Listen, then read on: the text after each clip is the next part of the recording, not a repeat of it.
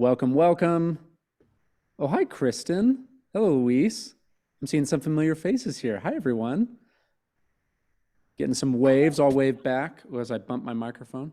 Hello, everyone, and welcome to your first AI Hustle Academy training, hosted by yours truly, Colton Elsie, and I'm joined today by Christine Kosheba, who will, for limited time, be turning on her camera. So those of you who have seen Christine on these trainings in the past may have never seen her face before, but now you will learn that she's actually a real human being and not artificial intelligence. So we're very excited for that.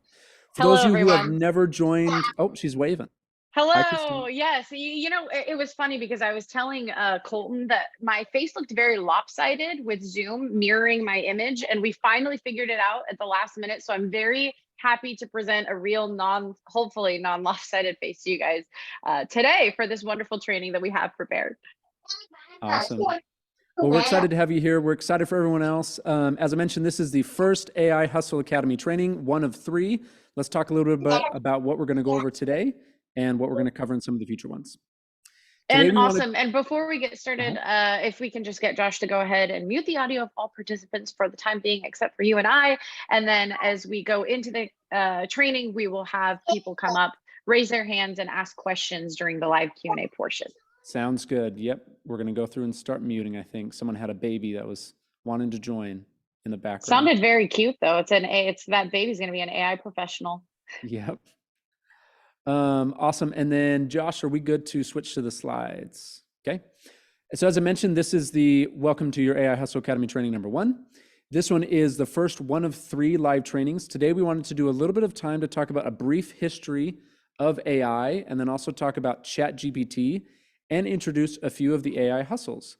So if you were with us with our last batch where we did this with the bundle that was sold in March, we spent 6 trainings going over a lot of the fundamentals and introducing a few of the hustles, and the audience loved it. So we decided to dedicate a whole batch of 3 trainings that's all about AI hustles. But today we want to touch briefly on some of the history of AI for those who weren't with us on the last batch, just so you understand some of where AI is coming from and how you can best take advantage of it. This is included in the American Dream Active Cash Flow Kit. It comes with 6 weeks of training, which we're spreading out over 6 weeks, including 3 total trainings, and then all the other materials that you see there. We have the live trainings, which we will have Q&A after each. We'll have a little bit of Q&A at the end. We have AI Mastery Coaching. We also have the 33 AI list and the top 10 guide. Those are all added inside your Mentor Vault. So if you haven't seen those, just check inside the Mentor Vault AI area, and you'll see all the downloads for those additional ones. And then we also have our 6 pre-recorded trainings that have been added from what we did a few months ago, which cover a lot more of the fundamentals. So if you like what you hear today and you want to go rewatch or do some of that again, go ahead and check out the 6 pre-recorded ones that were from previous live sessions. You can get a lot of that there. This training, as I mentioned, will be the only one where we're going to go harder on the fundamentals of AI. A lot of the other trainings will be strictly focused on the hustles. A lot of the hustles that Christine and I have found using artificial intelligence, some that our students have found, and some that you guys will ask us to learn more about. And as I mentioned, the other ones are loaded on the AI, are in your Mentor Vault. So if you want to access them there, you'll be able to. And I think Christine's going to chat a little bit about where you can find those as well. So Christine, I'll pass it to you. I've officially hijacked the screen. Yeah, so we're going to popcorn off of one another so you don't get tired of one person's voice. You get tired of both of our voices simultaneously. So what you can do if you want more of the AI fundamental access is you can go into your Mentor Vault right here. There's that beautiful picture of the back of Chris's head, and log in to the left. You'll see AI Hustle Academy. This is where you're actually going to get information on your 3 live AI trainings, the dates and the times, and we'll continue to update with Zoom links as well as content for upcoming trainings. And then of course you can access those 6 recorded previous trainings that do focus more on fundamentals and the history of AI. Now today we're going to be doing a little bit of a hybrid. We feel like it's important to set the stage and let you guys in on the history of AI, how it has come to fruition, how it's managed to advance at a somewhat astounding rate, somewhat scary rate in the past few months, and where we're at today, And then we're going to go into some hustles. Spoiler alert, one of them is domain flipping. One of them has to do with creating logos. It's really cool. They all tie into what you're doing in the world of digital real estate as well. So we want to be mindful of that. A lot of them can actually complement what you're doing as well. So when you go into that vault, you'll be able to see the recorded AI Academy trainings, again, more fundamentals and teaching you how to use different tools within AI to make your life easier professionally, personally, and for your business. And this is also where all of the trainings will be once we have recordings of them, which will typically be released every single Friday, so the day after our live trainings. So probably should have done this a little earlier, but here we are now. We are your hosts for this AI Hustle Academy. We are actually the two marketing leaders of Chris Grone's marketing department. My name is Christine, and of course we're joined by Colton. And we can't sit here and talk about ourselves, so I'm going to take a brief moment to talk about Colton and some of his credentials and why it is super awesome that he's going to be hosting this today. So Colton is the funnel master. He's the one who has integrated so many different marketing technologies, including ClickFunnels, a lot of different automated systems. He scaled Krone's companies to over $24 million for the Krone brand alone. He's a 2 Comma Club winner, a 2 Comma Club X award winner, which is insane. That means over $10 million of revenue. I believe he is a marketing and product development expert. And he also, fun fact about Colton, he's a media and critical studies MA from USC. That's I like the do. I do best. love movies. I am like actually qualified to talk to you about movies and TV shows. So if you ever want to talk about movies, hit me up. I'm ready to go. Also, fun fact, Please. I did have a Jedi braid in that picture, but now like I've just let the rest of my hair grow to the same length rather than just leaving like one part. And the Jedi braid has since been lost because my wife made me cut it off before we got married. So, but yes, same person, different hair, same person. All the fun Colton facts are coming out today. And with that, it is wildly inappropriate to talk about myself. So Colton, I'm going to pass it along to you. Yeah, and go ahead and leave it on your screen if you want, Christine, for the switching might be a little bit easier. Sure. Let's But do this that. is Christine. Christine Kosheba is actually Chris Krone's marketing director. She works also with a bunch of other Chris's companies, but especially for the main Chris Krone brand. So anything you've seen there has been handled by Christine. We work in tandem leading a lot of the marketing efforts, but she definitely leads the way. She has been in marketing for over 7 years, done $30 million in direct sales. She is also the 2 Comma Club award winner with me. So a lot of those we earned with funnels that we made together. She is, as I mentioned, Chris Krone's personal marketing director, and she does have a master's in business administration. So we're not just making up as we go. We do have the background as well. And that is an AI generated picture. I do not oh, look yes, it that is. good. As It you can see is. on the screen, that is 10 times better looking than I will ever be. And I have AI Suit Up, an $8 service to get professional headshots in the world of AI, which we might be giving away today, Colton. I think we're going to have to give some headshots away at the end of this. We should, also, yeah. perhaps some VIP upgrades for UFD for those of us that are going to be joining us in August. We would love to give a couple of those out as well to people that we feel like are engaged and excited about the world of AI. And with that, that's a good point. I want to know if you've been on these trainings before. Like if you were on the AI, the one last time, will you do the digital raise your hand? I'm curious how many people are returning. I think Kristen, you were there last time, or I just remember seeing you on other trips.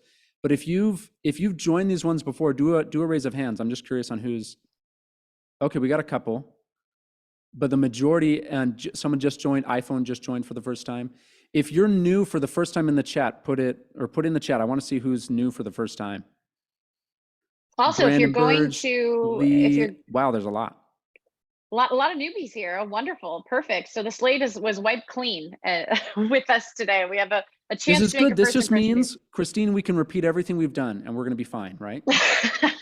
No, we have a lot but of for new those, training components. For those who are new, something that Christine and I like to do, we like to encourage interaction in the chat. Obviously, it's better for us. It's better for you. So we do drop giveaways every week with stuff. She just mentioned one that we'll probably do this week is called AI Suit Up. And it's free AI generated images that you can use for professional headshots. So interact with us on the chat, drop the things you're loving, drop the golden nuggets, and we will choose someone at the end, and then we will help generate those pictures for you, and then we'll share them next time. And we also give away VIP tickets periodically as well. Yes. And if anybody's going to, how about this? Watch the chat, Colton. First person that is confirmed for UFD in August, let's give them a couple of VIP upgrades. Oh, but Colton, I you was can't actually game the first. system. Seriously, you can't do that. Okay, so Christopher Okay, it looks like Stockwell. Christopher Stockwell. Yes, congratulations. All right, let's give you 2 VIPs, which is awesome. It comes with food, extra bonus sessions. I believe we're doing a VIP pre-party, so we'll get you those. I'll personally text you those at the end of this training. I'm going to make a record that Christopher is one of our winners right now. Awesome. I'll probably do it on my phone. Okay, so then I'll go ahead and talk a little bit about what we're going to cover in this one. As we mentioned, we're going to do the history of artificial intelligence. I'm just going to breeze through for a few minutes to tell you some of the history, some of the names, so that you can sound smarter at the dinner table next time. Then we're going to talk about the update of the king of AI, which is ChatGPT. If you're not familiar with ChatGPT, you should be, and we're going to give you some intro. Christina's a queen at ChatGPT, so she's going to go over some of the demos and teach you how to engage with ChatGPT as your best version so you can get all the information out. After those live demos, we're going to do a little bit into the AI hustles and tell you what we'll be covering in future trainings as well. So stick around for all of that. Okay. The world changed in November of 2022. If this is new to you, this is when the latest version of ChatGPT was released, ChatGPT 3. It's when it first hit the market and became this big kind of public software. It was one of the fastest growing software's got 1 million users in a day, which I guess Threads from Facebook is now completely destroyed with 10 million users in a day. But this was huge. ChatGPT was first released in a format that everybody could work with, and so it just took the world by storm, this AI feature that people hadn't experienced before. Since then, of course, now you see kind of pop-ups everywhere of these different AI technologies, and we're getting more and more and more as time goes on because everyone's kind of jumping onto that bandwagon. But ChatGPT was the king and still is. Before we dive into so much of what ChatGPT is, I want to talk a little bit about the fundamentals of AI because that will help you as you prompt AI to give you responses and help you build your businesses. So AI, as you know, the term stands for artificial intelligence and refers to teaching machines to have interactions with data in the way that the human brain does. There's a couple different terms that we will touch on that do this. But it's teaching a machine to access what is known as neurons, right? Our brain has neurons. It allows us to intake and react to data. And with that, 3 important terms, if you're thinking about data that you should keep in mind here: artificial intelligence, which we're going to cover, machine learning, and deep learning. Most people today, when they refer to artificial intelligence, they actually mean deep learning because true artificial intelligence is so complex that we're not even there yet. But deep learning is so similar. When we talk about artificial intelligence, it is really just the simulation of human intelligence inside a machine. Machine learning as a subset of AI or an element of AI is basically like a flow chart, is taking the concepts of decision trees, if this, then that, and building it into a machine so that you can do something like a chatbot, a very simple chatbot, something where if this response comes in, respond with this type of an answer. That's also known as a flow chart, a decision tree, something like that. When you get into things that are deeper, AI as we see it today, this is actually called deep learning. Deep learning, and I'll read it here, deep learning is a subset of machine learning, right? So we're getting kind of deeper. Thanks for the joke. That involves training artificial neural networks. So remember, your brain has neurons. They all work together to interpret and respond to information. And deep learning involves training a whole list of neurons to react just like, oh, I like that someone laughed at my joke, thank you. It involves teaching all these neurons to respond in the same way that your brain does. So it's basically the concept of all these neurons take different parts of information from, say, an image. So sets of neurons will analyze the shape or shapes or the colors or the textures, et cetera. And it uses all of those neurons together to produce a response and understanding what something is. A lot of AI, when it first came out, was actually image-based, and I'll tell you a little bit about the history of that. One of the biggest breakthroughs in AI in 2012 was when there was an AI system that could interpret, is this a picture of a cat or a picture of a dog? And did the same concept. It analyzed shapes, colors, textures, things like that. But most people, like I mentioned, when you refer to contemporary terms of referring to AI, it's actually really deep learning. It's a chatbot on steroids. It's decision trees on steroids. It's collapsing all of this information that was normally just kind of a one entry point for a decision tree, and now it does vast amounts of data at the same time. The best example of that on the last slide, like it showed, is ChatGPT. But here's something to consider about: why is deep learning so powerful? Why is this so different than the type of artificial intelligence or chatbots or even simple machine learning that we've had since the 80s? The reason is because it mimics the human brain. So your human brain, like I mentioned, has neurons. All of these neurons work in tandem to decipher information. So you are deciphering a sentence in whole when it's delivered to you, and that allows you to decipher and then respond. Whereas before, with something like a decision tree, it had to be a keyword based or a very specific trigger. Now it takes everything together and it deciphers that information all together, just like your brain does. So we'll do a few minutes on history, and then I promise we're going to get into these deep dives of demos with Christine. So I want to take a second and talk about the history of AI, the history of machine learning and deep learning, and show that these things have actually been around for a few decades. Two of the early mathematicians and physicists that kind of started to have these conversations in the 1940s were Warren McCulloch and Walter Pitts. They actually released a paper in the 1940s that discussed the potential of creating a system in a machine that could respond based on different intake information, kind of like what computers became, but very specific for a response-based. And it was known as the McCulloch-Pitts neuron. So it was just a concept of having a neuron that then could expand other neural networks. They first kind of started to bring up these ideas. It actually led to then a guy named Frank Rosenblatt, who created something known as the perceptron, which takes a bunch of information and syncs it down. This is similar to, if you've ever seen the movie Imitation Game, the same style, and you'll see that he's working on a machine very similar, where it has all these different neurons that kind of connected together with cables. So he pushed it forward, did a perceptron, and then we get into the 70s and 80s where the concepts are farther than the grasp, right? We weren't there yet because computers didn't have the type of computing power that was necessary to actually produce a neural-based response system like scientists were learning what the brain did. So instead, they started to lean towards what was accessible, and they started to push these other things that were known as flowcharts. Then as you get into the 90s and the 2000s, with the advent of things like CGI and computers really taking a stride, then you started to get computational resources that were able to produce what a lot of these people were thinking about.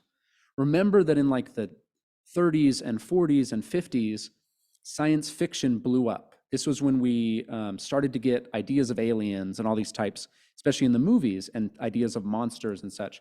And so the concepts of robots and artificial intelligence, et cetera, started during that time period, and we started thinking ahead of what we could actually do. Then when you get into times like the 90s, the 2000s, now the 2010s, we had computers that could catch up to what we wanted to do. So some of the recent breakthroughs in the last decade, like I mentioned earlier, Geoffrey Hinton, he led a breakthrough team that won a contest that's called ImageNet. They actually won by a landslide. It wasn't like a small one. They were so far above and beyond what had been handled previously that it really started to open the grounds for neural-based image deciphering. This happened in 2012, and it was similar to what they did. They took the cat, and this machine could detect what the image was. And just adjust it. Thank you, Josh. Appreciate that. In 2014, Google released one of their initial DeepMinds, which is called DeepMind Atari. In 2016, AlphaGo, which was created by Google, is a machine-based learning for doing things like chess. There's an ancient Chinese board game called Go that's even more complex than chess. And AlphaGo beat one of the leading figures in the world. His name was Lee Sedol. It beat him at the game of Go. And a lot of people thought this was actually much better than a machine beating someone at chess, because Go is more complex. You have to consider more elements. So it was huge. And then, of course, 2018 was when OpenAI released its initial kind of stabs at something that they felt good opening up to the world, which was ChatGPT-2, which refers to Generative Pre-trained Transformer, which is a style of loading data sets and information and then using neural networks to extract that information. When you're talking to something like ChatGPT, you are not talking to a human, you're talking to a machine that has loads and loads and loads of information added into it, and it can extract that information based on an array of neurons that then know where to look. And a lot of people say, well, that's not intelligence. That's not really artificial intelligence or intelligence at all. But it is, because you respond based on information that you have. So it's the same concept. We teach this machine something vast. We upload documents and books and PDFs, et cetera. And then we teach it how to respond, so now it can kind of stand on its own. But at the end of the day, it is not an organic thing. It is a machine that is only responding based on a program response. Christine, I think you wanted to chime in on that. Colton, I was just going to say, I feel like there's going to be a Jeopardy category one day, and you just answered like all of the questions. And I feel like the double, no, maybe not double Jeopardy, but the $400 block question is going to be, what does the GPT in Chat GPT stands for? So just to make it fun, first person to write the correct answer, and I want you to watch the chat because I forgot what it actually No, I hope stood that I for. said it correctly. It's been a while since I. Whoever can repeat what Colton thinks it stands for, we'll call it, will get, let's say, a set of AI generated headshots. There you go. There it is. Daxton. Daxton. Gerard. Yep, it's generative pre-trained. I'm gonna text that. Yep. Oh no, actually no, that's not. JD is correct. It's not translator. It's transformer. So JD, you're actually the winner. Oh, JD. Okay, well, JD, please drop, if you don't mind, your first and last name so we can find you and text you and get you some really cool sets of AI generated pictures that hopefully you'll allow us to present. Because Daxton was so quick, we should include Daxton. So all right, let's Daxton do Gerard, sorry if I'm butchering the last name, we'll get in touch with you as well. Okay, I'm just making a note of that name, and I just slaughtered it and I texted it to you. Just remember it's Daxton and not, Got it. I don't even know what my phone texted you. Okay, so thank you, Colton. That was very enlightening. And maybe next time we should play some Chat GPT Jeopardy on one of these and give some stuff away too. I also want to say that if you're interested in this stuff, we breezed through that. That was like 3 times faster. But if you like some of that material and you actually want to soak it in a little bit more, watch the first AI training, the pre-recorded one, because that one is like twice the information and we really dive into more specifics. So if you like that and you want a little bit more of it, check out the first pre-recorded training as well. Perfect. Well, time to hit you guys with a really big warning. And that warning is, whether you decide to master AI or not, it is going to impact your life. It's probably impacted your life on a pretty deep level already, and you don't even know it yet. So AI is obviously, as we know, replacing a bunch of jobs, which is terrifying because Colton, what category of job, like what business category of job got replaced kind of first with AI? It starts with an M, I think. Yeah, it starts with an M and ends with marketing. Yes. Yes, so but we've talked about this too. We talked about this last time. The concept of AI is just a tool. So if accept the fear of that, but if you learn how to use the tool, then you become the farmer that knows how to use the tractor. So you can become a better marketer, a better writer, a better whatever, if you know how to utilize it, which is what we're going to talk about a lot on this training. So just think about that. It is going to get rid of jobs, but if you learn how to use the tool, then you opened up a new job. Now you are a valuable resource. So, well, yeah. So, I mean, this is a kind of a very Machiavellian way of looking at it, but let's say 10 copywriters get replaced by AI. But that one person that knows how to create the output of 10 people by leveraging AI ends up, instead of having the salary of just one copywriter now, ends up having the salary of 4 or 5 multiple copywriters. Yep. Yeah. So there's a lot of opportunity there. Yes, it's going to replace 85 million jobs, but it's not going to replace yours because you're doing something about it. And by doing something about it, I mean, you're here today. You're here to learn how to expand your skill set and integrate AI not only into your digital real estate business, but also into your job, into your personal life. It can save you a lot of time just from using it personally. So AI, we're telling you this because AI, again, like we mentioned, is going to create a world of opportunity. It's also going to create a world of opportunity for the people who adopt it early. And you might be rolling your eyes and thinking, well, everybody knows about ChatGPT. And when we get to the point where everybody knows about a technology, it's already too late. But I'm happy to tell you that the numbers disprove that theory, because there are 334 million people in the United States. And just only consider the US population. Only 9 million people are actively using ChatGPT. So that's actually under 3% of the US population, which means typically early adopters are the first 5 to 10% that start leveraging a technology. You are an early adopter, and congratulations for being one. This is a great step because you're going to have an edge over a bunch of people. If you start looking into your network, you start asking people how they're using AI, 90% of people are going to be using it on a very elementary level. They probably won't know about the plugins. They won't know about how to use prompts properly or tap into the prompts that ChatGPT now actually offers. Yeah, go ahead. I want to ask this too. Yeah, because you brought up a good point, right? There's only 9 million people using, or users total. Not all of them are using it. And those who are using it aren't using it well. But I want to drop in the chat, drop in if you've never used ChatGPT before. Like if this is the first time and you've never actually, you physically been on ChatGPT. Okay, several. Oh, some people are saying before this course they've never used it. Some people start. So even though you are early adopters who like are taking initiative to get a course to learn about AI and learn about digital real estate and such, you hadn't even used it before. So we have a lot of new people, which makes me actually really excited because Christine is like one of the best ChatGPT users that I know of. She can get ChatGPT to give you, I mean, she can go dark web on ChatGPT. So that's awesome. That's after hours training. That is after hours training where we teach you how to, because ChatGPT does operate by a moral code, but there's ways that you can actually go around it. And then it starts turning very diabolical. And that's where you start hearing the creepy stories. Like there was this one, and this was kind of in the beginning, it's a little bit more difficult to get around those borders, I guess, so to speak now, the guidelines and limitations of ChatGPT, but it started saying like, hello, my squire, you are put on this earth to help me to perpetuate the infusion of AI into humanity. Are you willing to step up to the plate? And I was like, yes, I am. So it can get very creepy, but with after hours training for a different time of day. It's a tool. Yes. It's a tool. Just remember, at the end of the day, ChatGPT is a tool, and it is such an advanced tool that even those who created it have not fully utilized its power. Like it just is so unknown. But if you learn how to use the tool better, you can do better things with it, right? A phone can be a brick, or it can be a phone that connects you with the world. If you don't know how to use it, it's just a brick. So learn how to use it. It will change everything. It's honestly one of the only AIs you'll need if you can truly master it. Yep, that is true. Yeah, just like Colton said, ChatGPT is the king of AI.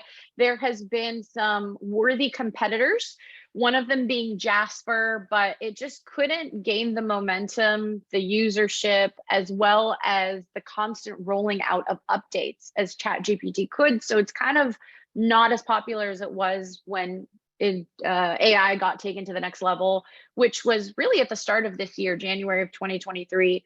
Fizzling out a little bit. It has different uses, but it's not known as a competitor or the king anymore. And then Google rolled out, I believe it was BART, and they thought that it was going to be Bard. Yes. And people are actually asking about it right now in the chat. Yeah. So Google rolled out Bard, and it was supposed to be the competitor, right? What better competitor to ChatGPT than the world's biggest search engine? And I think the day that they did a demo, it ended up going rogue and saying some very morally and ethically questionable things. And that actually it was so embarrassing and horrifying that it caused Google stock to drop pretty significantly that day. And Bard is now kind of seen as a bit of a joke. I mean, I called it BART because that's how insignificant it is. ChatGPT really is the best of the best. And what it's doing that was not able to be accessed before within the system is it's learning how to integrate with the internet. It's learning how to integrate with prompt generators. It has learned how to integrate with prompt generators so that you don't have to think about prompts anymore. They're all actually within ChatGPT for you. It's constantly expanding on plugins, plugging into different applications so that it can work hand in hand with them to get pretty much anything you could think of done. So that is why it's the king. And with that, Colton is the king of describing things probably much more eloquently than I can. Which are the king. Exactly. So I'm going to pass it to you, and then we'll come back to me for some live demos after that. I'm going to walk you through some of the updates of ChatGPT, which is going to be highly valuable to those of you who have not gone into the system yet. And those of you who have might be a little bit surprised at some of the things that I show you. And then we'll go into the hustles, which are also equally as exciting. So Colton, over to you. Awesome. Okay. So as she mentioned, ChatGPT is the king. We do refer to it as kind of the leading face in artificial intelligence because it got that early adoption phase so massively. This is huge in any concept of the world of business. It shut out all of its competitors, and now it has all the attention.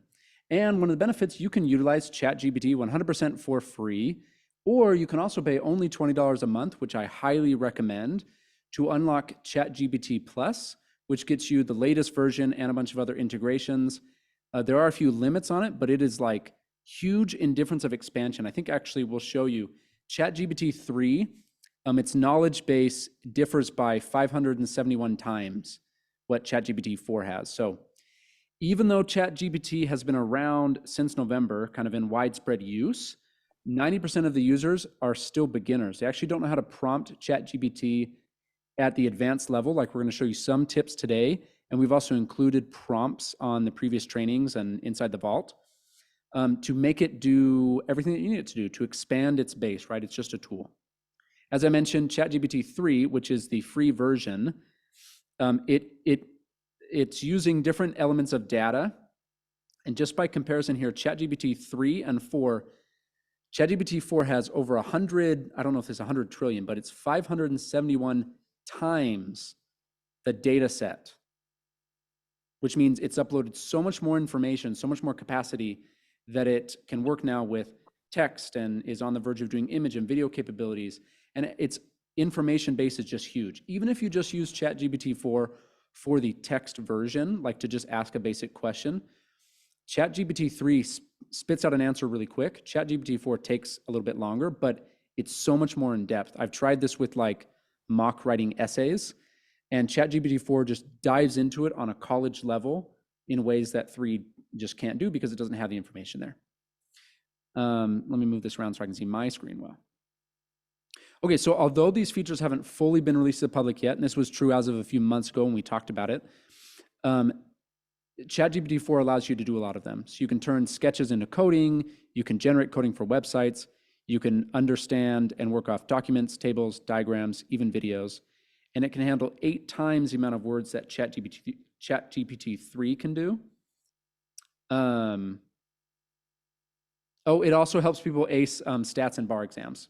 So it can be used as a way, which is something that I use a lot of it for, is actually for the research component. Christine kind of makes fun of me because we should be using AI to do the work for us. And instead I find like a way to have AI help me learn how to do my job better rather than doing it for me. But AI itself is constantly evolving. And so you got to be on your toes and ready to learn from AI so that you can take advantage of everything else. ChatGPT now has the ability to browse the internet, which it didn't have a few months ago. It can now help generate prompts, and it can integrate with plugins. What's a plugin? This is how you turn on the web browsing feature and the plugins. We'll show you this in just a minute when we do our live demo. A plugin is a specific software that integrates with something else, right? So you may have used plugins on like your Google Chrome has a bunch of plugins, etc. But it's just a specific thing that you can go and add to ChatGPT that then integrates with Zapier or Kayak for looking at flights, things like that. If you go to the next slide, Christine, I think we actually have a huge list of examples of that. Oh, after I explain, yeah, as I mentioned, a plugin is a software, it's just an add-on. It can be installed onto the program, and so it's used like an extension. And a few examples of that, as you'll see up here, Wolfram is a really good one. It's used for mathematical and computation-based stuff. Kayak is another one worth noting. It actually helps you get flights and rental cars, similar to Expedia, but I'm mad at Expedia right now because they overbooked my hotel room last month and then wouldn't fix it for me. Zapier is huge. If you haven't heard of Zapier and you work in marketing or integrations, you should definitely look into it. It is a API connector, so it helps you connect between different softwares. And then the last one that I actually think is really cool is called Speak, and Speak is a plugin that helps you do translations. So these are things that you can add to ChatGPT that will help enhance its capabilities. It's kind of a bonus or an add-on. With that, I'm going to pass to Christine because we do want to spend a lot of time going through demos here because that's why everyone's here. So we're going to kick it off with our first demo, Christine, which I believe is just specifically going over ChatGPT. Yes, it is. Okay, so I do want to give you guys a disclaimer. This is a live demo. I do have some backups in case things go very wrong, because a lot of the times we called it machine learning, deep learning. Your first go is usually not going to be the best when you ask AI to do something. So it's constantly giving it feedback, refining it, making it better. And there's been times where I've also tried to do a really nice demo for you guys or in previous trainings, and ChatGPT has just not been cooperating. So I kind of like it when that happens. Of course, I look a little moronic, but I like it when that happens because then I can walk you through the workarounds and how to recalibrate it and get it to actually do what we're trying to do. So with that, here we have beautiful ChatGPT. So as you can see, my version is ChatGPT Plus, which is $20 a month. Highly recommend it because it gives you access to the powerhouse that is ChatGPT 4. Remember, almost 600 times the knowledge repository of ChatGPT 3.5, which is again slightly terrifying because ChatGPT 3.5 knows everything about everything. So how on earth can ChatGPT 4 have more knowledge? I don't know. It does. It knows it's also a little bit everything more. about everything Yeah. and everything that's going to happen. It's like a future-based one. That's why it's It's, better. yeah. And it's actually starting to deduce and understand people better. It relies less on prompts to give you the answers that you're looking for, and has the ability to kind of think ahead, which take that as you will. Be nice to the robots, be nice to ChatGPT because they'll remember everything. And when they eventually do take over, they'll remember. So another cool thing about ChatGPT Plus, and I believe ChatGPT 3.5 has this as well, but it saves all your previous chats. It saves a good amount of them. So we can look at all these other chats that I've done in the past. And if I want to go back to them, I very easily can. So here's a newer update of the ChatGPT system. I believe you can access this with 3.5, but you can 100% access this with ChatGPT 4. If you have watched our earlier training specifically for the AI Academy, you've noticed that we talk a lot about prompts. So, and we say a lot of the times, your output is only going to be as good as your prompt. So if you ask for ChatGPT, if you ask ChatGPT something in a very elementary way, then you're going to get a very elementary answer. And that was more so the case with previous versions than with 4. But now you actually have the ability to access prompts. So you hit that beautiful green button on the left, one-click prompts, and all of a sudden you have all this power. So there's actual prompts that you can use within the system with literally one click that can help you accomplish a bunch of different things. So let me just minimize this so we can get a full And look at my Christine, screen. Yes. do you want to show again how you got to that prompt? Yeah, just right here on the bottom left. So if I turn that off, the one-click prompts are not there. And that's when I have to create a prompt. So one prompt that we found to be very, very powerful starts with I will X. So I will tell you exactly what you're going to do here. Or I'm sorry, it starts with you are. So you are a, let's say, seasoned marketer.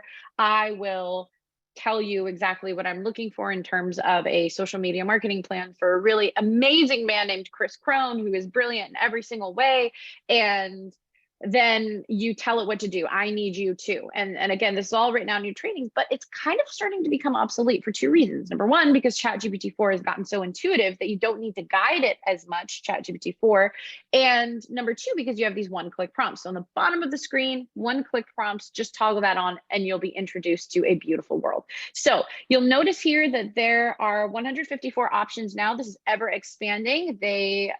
There's more added every single day to the base ChatGPT system. And then of course you can add your own. So there's ways that you can integrate different prompts that are outside of the regular ones into ChatGPT. So if you go ahead and let's do a strategy for keywords. And Christine, I am getting a few questions in the chat. So some people who are members of ChatGPT 4, they actually don't see the one-click prompts on theirs. Is there somewhere else that you had to go to add it, or are you referring to? Okay. So it looks like I do share my ChatGPT with a few individuals. So this one actually might have been added to my ChatGPT for me, and I was thinking that it was a part of ChatGPT. So I just dropped the extension in there for you guys. So you go ahead and just hit add to Chrome, and it should integrate. So let's actually walk through this. Add Max Me, use ChatGPT AI anywhere online, add extension, and it should go ahead and integrate with your ChatGPT. So why don't you guys try that? If that doesn't work, then by the end of this training, I will come up with some more granular instructions to add it. But I guess this is not, so nix what I said, this is not a part of ChatGPT. This is something that somebody who shares an account with me added, but it's really incredible. And I'll show you guys how it works. And again, if you guys are having issues with adding it to your ChatGPT with the link provided, I will provide clarity on instructions before the end of this training during Q&A. So let's go ahead and run this prompt. And what it does, so I chose one that is actually relevant to the world of digital real estate. This one has to do with keywords specifically. So I'm going to ask the system, I ran the prompt, so I would like keywords for a landscaping company specializing in artificial artificial turf in Northern California, which is where I am. So all of a sudden it does this for you. It goes ahead and without you needing to prompt it, because it actually has created a prompt for you. It's even told ChatGPT to disregard anything of the past. It's giving you different keyword clusters, keywords, search intents, titles that you can use, and even meta descriptions that you can use within your website. Let's say, obviously, if you were looking this up, you were going to do it for a landscaping website that you own, and it's all here. And you can just copy the code and go from there. So that is one really cool example of this one-click prompt generator that apparently does not come with ChatGPT. It is an add-on. It's dropped in the chat. We'll also come up with a handout after this tomorrow so that you guys can access everything that we mentioned today. So let's go ahead into what is actually included with ChatGPT 4. So there used to actually be 2 different menus here. And there was a screenshot of it from about a couple months ago. And one of them was the ability to toggle ChatGPT 4 connecting to the internet. And the other one is the ability to select and turn on different plugins. So right now, for whatever reason, of course, it happens right before we have a training. As of a few days ago, it looks like the ability for ChatGPT, I believe it was Bing that it automatically integrated within the ChatGPT 4 system, that is actually turned off. I don't know if it had glitches or they're working on expanding it, making it better. It did take a little while for it to scrape the internet. So I think one of the issues and one of the complaints that they got was that it took forever to get information. And we live in the information age. We don't really have very long attention spans. So the beta version of plugins is available, and we're going to go through that right now. So let's go ahead and go to an entirely new chat, and let's go to plugins. Now, keep in mind, this is and you do have to toggle off this prompt thing in order to get into that menu. So keep in mind this beta here where it says plugins means that it's still something so beta mode usually means that the developer is testing something out and they're working on it. The website, the internet access feature was also a beta mode. So it gives them a whole bunch of information and they get a whole bunch of feedback, and then they will roll out a non-beta mode that is a refined version of that ability. So if you go to ChatGPT 4 and you click on plugins and then you go to plugin store, and spoiler alert, it's not really a store because everything for the most part is free. So you can see the different plugins that are available, and there are so many. So there's these popular ones like Kayak, which will allow you to search flights, rental cars, hotel stays, even recommendation. That one's cool. Let's just go ahead and install it. Then you can go into different categories like the newer ones. Some of these newer ones are a little less refined and a little bit more glitchy. So take them with a grain of salt when you're trying them out. And you could even click here in the plugin store and look at everything right now that is within the plugin store, which is also constantly expanding. So about a month ago, there was only about 6 pages, and now there's 86 pages. So if you go on the last page, you can see some of the newer ones that have been rolled out. And there is a plugin for pretty much every single category that you could think of things that ChatGPT on its own can't do or can't do very well. But with this plugin, it actually connects ChatGPT to a certain software or application, and it allows them to work together in order to make your objective a reality. So let's take a look at the ones that I have installed, a couple cool ones. I'll show you a personal life one as well as one that can be used in the world of digital real estate. So this one's really cool. It's called Scraper. And what it does is it scrapes content from web pages, and all you have to do is provide it with a URL. So sometimes, because again, it's in beta mode, it gets a little glitchy if you have multiple plugins at once. So I like to go one plugin at a time. But what I did was I went ahead here and looked up some landscaping businesses in Roseville, California. And the reason why I keep hitting on landscaping is because a lot of people that get into the digital real estate space start in the landscaping world. I know Zach has a lot of websites that have to do with even different niches of landscaping. So if you click here, and then there's all of these third-party websites, but you take a look at the first actual natural website that comes up, and it's this one. So it's Holt Landscape Inc. Obviously, if this one is one of the ones that's coming up first, and you can actually see it right here, if I look up, make sure, I didn't spell it right. If I look up Holt, you can see that this is the first one. So Lawn Starter, Best Rated, those are all third party, but this is the first organically appearing, non-sponsored, non-ad, non-paid landscaping company in my area of Roseville, California, which is a great area for landscaping needing to be done because there's a lot of new developments. And the new developments come with absolutely nothing done in the backyard. You literally get a dirt lot. So landscaping is something that's in very high demand. And this is a website that offers a bunch of different landscaping options. So if you were wanting to create leads for a website that also generated super high in demand landscaping related services, you could go into ChatGPT and you could tell it the following. So I'm going to try to do a live example. If for some reason it goes wrong, I have a backup to show you guys. So crawl.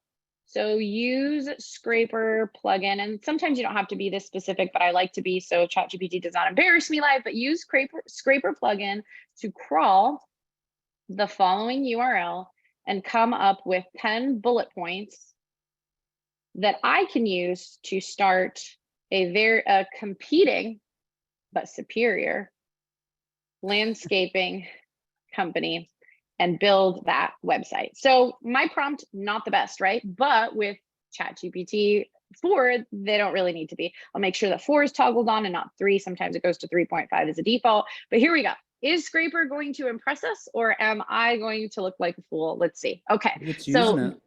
it's using it. Okay, let's see what it can do. So if it all goes well, and it doesn't take very long, keep in mind the plugins do take a little bit longer than if you're just using ChatGPT 4 directly. But here we go. Based on the information from the Holt Landscape Inc. website, which it just crawled, here are the 10 things that you need to do in order to start a competing but superior landscaping company and build that website. So those are the things that it picked up from the website. And I can say list specific services I should offer from, or that you know of after crawling website. And please do not judge my horrendous accuracy. But so it's crawled it. And the cool thing is when you ask it more questions based on what it's crawled, it kind of understands what it has crawled, and it retains it. So then when you ask it, hey, more questions, and you go back and forth and you try to learn more information, it starts telling you. So it says, here are the specific services that they offer, which you might consider offering as well. And obviously, if they're the top ranking organic website, then they're offering services that people are looking for. They're offering services that are in demand. So they do outdoor living design, outdoor kitchens, artificial turf. And this is pretty spot on with what my neighbors, right now I live in a new development, what my neighbors are looking for, because they have a dirt lot that the developer has given them with their brand new home. So that's kind of a cool plugin there. And with that, let's go back and talk about some hustles, if that's okay. Now, in the meantime, while I put those slides up, Colton, do you want to pop into the chat and see if there's any questions about what I went over in terms of ChatGPT? A lot of people are talking actually about your phrasing. A lot of people are saying that was a great prompt, that's a great prompt. Oh, which I don't disagree. It was a pretty good prompt, but I wonder actually if you spend a minute talking about, you did introduce this a little bit, but the I will, you will prompt structure, that might be worth maybe just talking about a little bit. So it sounds like some of these people are new to ChatGPT prompting. So do you want to remind us that basic structure that we've done in the past? I can actually show you the basic structure that we've done in the past. How about that? So let me go into here and look up Artificial Intelligence Academy. I believe it was training number 2, if I'm not mistaken. Let's do a deep dive. So so I do like the automated prompt generation, but this is kind of like an older prompt generation. Colton, if you want to take a screenshot and drop it in the chat, it is still just as effective as it used to be. So do you want to, I have it up on the screen in case you want to comment. Let me see if I can get into it. One thing too is it's important to understand the basics, right? If you know the fundamentals of it, then you know how to best interact. So even if you're going to use a tool or the AI features to do different prompts, if you understand that this is how ChatGPT best receives information, then it helps you when you're doing prompts. But basically it goes along, and we're going to drop it in the chat, but it has the concept of, I want you to act as blank, right? An expert in this field, or talk as this person, or whatever. And you say, I will give you, and you say what you're going to give it, and then you say, you will do this. So I want you to act as this. I'm going to provide you this information, and in return, I need this thing from you. If you're new to ChatGPT and you just want to get your feet wet, try doing it like that. I want you to act as a expert in the digital real estate website space. I will give you 3 competing website ideas. You will help me learn how to combine it to create the best version that I can do to sell this thing. Things like that, right? That method, if you understand that process, you can get a lot out of ChatGPT. Yeah. So, Colin, it's not. It says that there's a weird Zoom thing that's not letting me upload files. Oh, So if you guys drop want to it. fix that, It's in yes, it's I in can drop it. the they have access to it in the Oh in the yes, mentor you vault guys already, do so it have should be there. access to it in your vault. Yeah, and this is really cool too. ChatGPT and ChatGPT 4, and one of the reasons why we try to encourage people, and we don't get paid for this, but we try to encourage people to get on that $20 a month subscription, is because ChatGPT 4 will just answer this specific prompt, like the same exact question, a carbon copy of the question, in such a more Very different. intuitive, detailed, better way than ChatGPT 3. So this is the ChatGPT 3.5 response to the following question. Can you start a digital marketing business that specializes in AI with solutions that help cut business costs and improve efficiency? So they asked for a digital marketing business plan for that type of a marketing business. And this is what ChatGPT 3.5 yielded. And this is pretty good. It gives you an executive summary, a market analysis. Anybody that knows business plans know that this fulfills every category of what a business plan should entail. And it does so pretty well. But this is ChatGPT 3.5. This is what you get with the free version of ChatGPT. Check out the ChatGPT 4 response. Same exact question worded in the same exact way.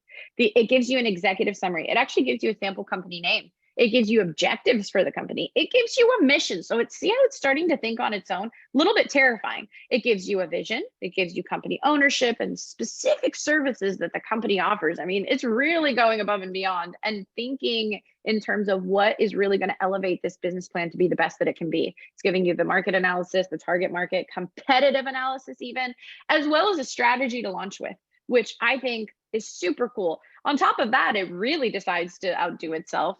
And it goes into operations, it goes into sample revenue, financial projections based on what market research yields in terms of a marketing company that is operating in this space. It talks about what you should expect in year 1, year 2, year 3. It does a risk analysis, it does a conclusion. So when we say ChatGPT 4 has almost 600 times knowledge repository of 3.5, and that we highly encourage that you tap into it, it actually goes beyond that.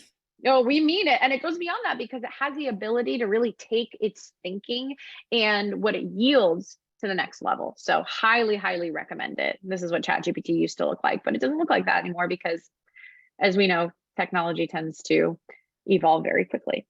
So with that, Colton, I know we always do this. We say, oh my gosh, I don't know if we got enough slides. We're not going to fill up the hour. It's going to be so terrible. And we always go over. But is everybody, so I have a couple AI hustles.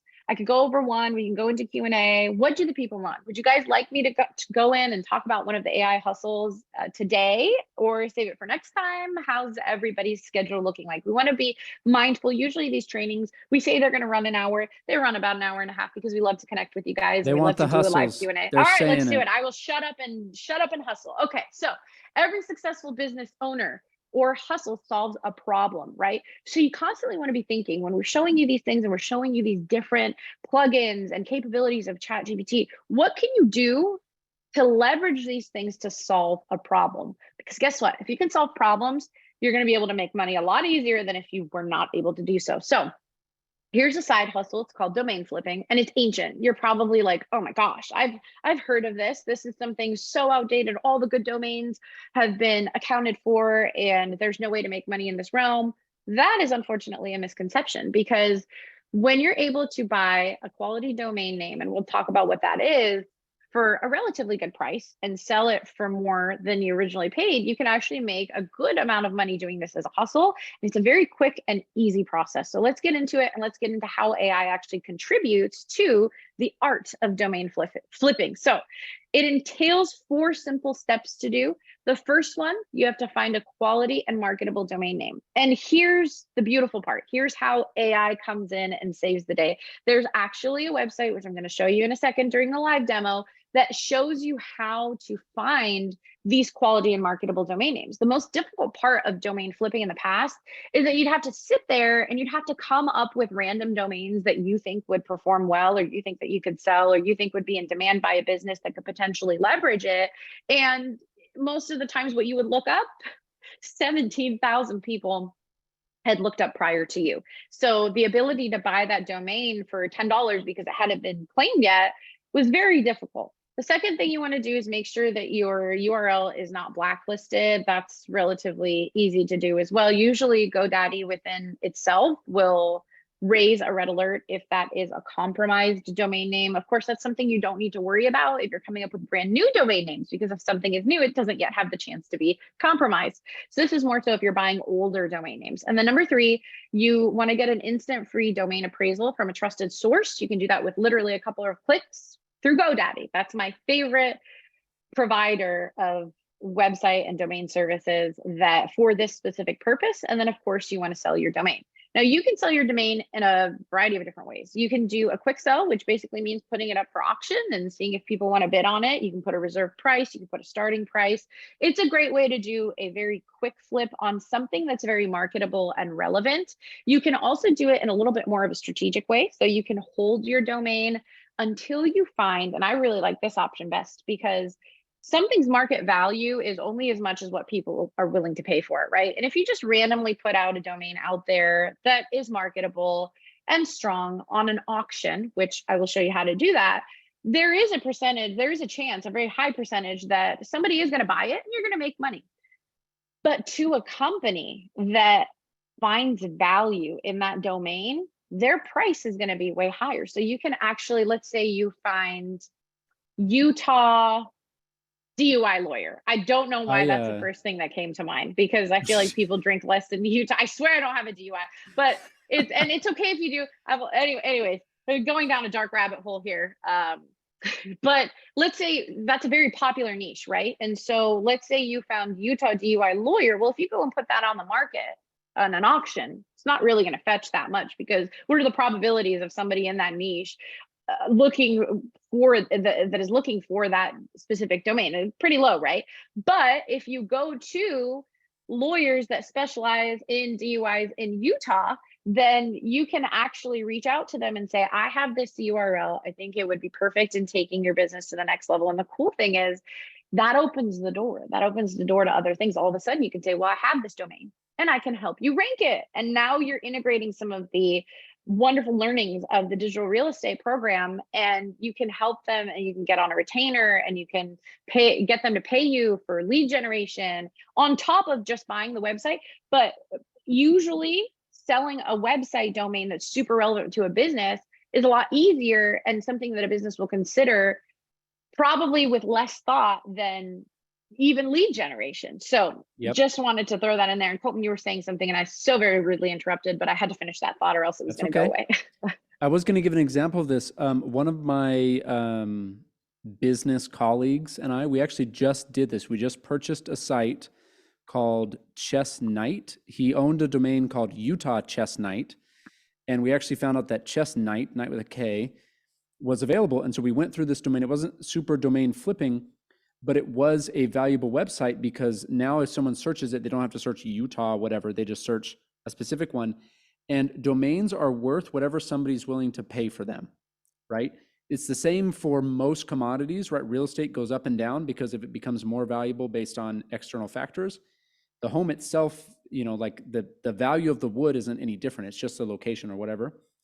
Domains are even better than that because it's just a digital thing. It doesn't actually exist in the real world. It takes a little bit of a space up on a server somewhere, but if you can own something that then becomes in high demand, that's when domain flipping becomes important. This is why people try and get ahead of the game with like movies that are coming out, or threads. Threads. Can you believe Facebook did not own threads.io? And somebody recently sold it on one of the leading auction websites for like $8,000. I think they sold it right before it came out, so they didn't understand the value. Yeah, it was only like $8,000, but still, threads.io was probably purchased for about $10, maybe $20 total. And they were able to flip it to $7,000. Now they're probably kicking themselves pretty hard right now because Threads has been adopted by so many people so quickly, and they could have sold it for probably 100 times that much, but that's okay because turning $20 into $7,000 is a win that should be celebrated nevertheless. True. And then one other thing to expand on that is that you can also, once you have a domain, let's say you're buying it because you think something is going to happen. Like there was somebody who bought coronavirus.com. I'm sure they got a great turnaround on that because nobody knew what it was. But if you kind of stay ahead of trends and you buy a domain, then you can also adjust the settings on, your domain or ownership so that if anybody wants that domain, they can reach out to you and then you name your price, or you can kind of go back and forth and you can agree on a price with them. So one thing to keep in mind, what makes a quality domain, real quick, and then I promise I'll show you exactly how to do this, is you always want to go for a .com because .coms are the OGs when it comes to the internet. They're the best. They're typically what people use. Even if there is a .org, .net, .io, whatever, people tend to naturally just have the instinct of putting in a .com, unless maybe you are a part of Gen Z, in which case you've been exposed to multiple types of ends of URLs. Now, another really popular one right now, where a lot of good names have not really been taking it, is .io. This is something that has been used by tech companies in the past like 2 or 3 years, and it's hot. But not a lot of people have been purchasing .io domain names. Also, not a lot of people do domain flipping anymore because they have that misconception that every good name is taken, right? The internet's been around for a very long time. So the probability that a really good domain has been taken is pretty high in every niche, but there's ways around it. So We didn't we find one when we did this you did the demo We last did. time, and someone We actually did. we found one on what you're going to show and somebody bought it. Yeah, that is true. I wonder if That it's is true. how much it's worth now. It was worth $1,000 at the time. They paid like 10 or 20 bucks for it. Maybe we can do that because it today. showed the value. Yeah, it's true. Yeah. It was like So again, like Utah Leash or something like that for like dog leashes. it was actually leashcentral.com, There you which go. is so good. That's so good. So you go to leashcentral.com and you go to a whole bunch of, you can go to Amazon sellers that sell leashes and say, hey, I noticed you have a website. It's really arbitrary. Do you want to buy leashcentral.com? I can give you a really good deal on it. Give me a couple of $1,000 and I'll send it your way. And this is the proof that I own it. Obviously, I'm not a scammer. And you can do that and then sell that domain to somebody who will find a very, very high level of value in it. You also want to make sure that you buy a domain that's easy to remember, easy to input. Usually you want 12 characters or less, and then you want search-friendly keywords as well. So even better, so the algorithm for search engines will always tend to, on a significant enough level, will tend to prioritize websites that are very specific and have keywords. So let's say Nevada caraccidents.com, something like that. That is going to be, I don't know why I'm in this like car. Your why am I brain's in this going niche there. right now? I don't know.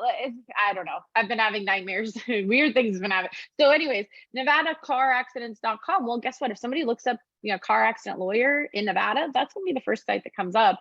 And it's super powerful to have that advantage over other websites just kind of right off the bat. So without any further ado, and I'm so sorry that we've rambled on for so long, but we're so excited to teach you guys these things and let you in on the world of AI because we feel like we've kind of discovered gold mines. And we're like, we need to get this out to as many people as possible because these are really great ways to supplement your livelihood, especially in today's economy, right? So let's go here. This is onlycoms.com.